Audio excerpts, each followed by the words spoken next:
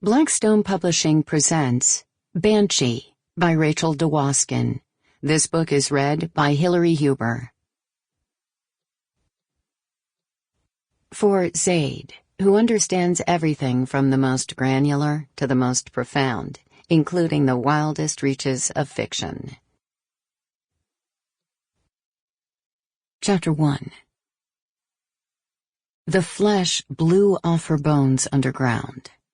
That's how the waxy anchorman put it.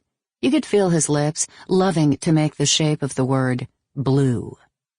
The reason they knew? They'd had to exhume her. He sighed, going for horror but conveying pleasure, maybe not accidentally. I was sitting in front of the TV that afternoon, 3 days ago, on an orange chair in the waiting room of a clinic for breasts, so I happened to be turning questions of tissue over in my mind anyway. In some chambers, the idea of this poor dead girl's body exploding and being dug back up seemed like more than I could stand, the last click in a game of thought roulette. I waited for the release of a bullet that might knock me flat. But in other chambers, it felt acceptable, predictable, a revelation that I, as a sane adult, should be able to tolerate. I imagined the anchorman, that plastic action figure, digging her up with bare hands himself, a spray of dirt and decay blowing into his open mouth.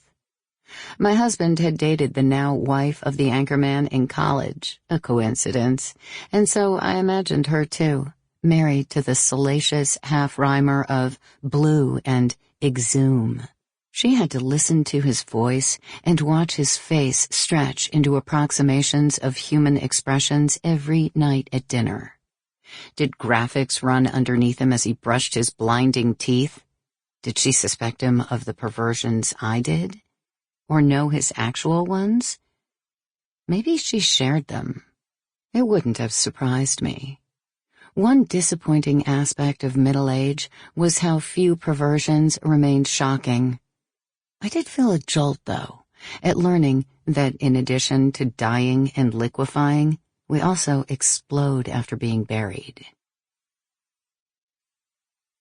A nurse called my name, Samantha Baxter, and I leapt up, nodding like a doll on a dashboard, and followed obediently. A light green hall became a light green room on the right. The nurse weighed me, then stunned my arm with a pressure cuff, and said, with her eyes cast down sorrowfully, that my blood pressure was elevated. Sample complete. Ready to continue?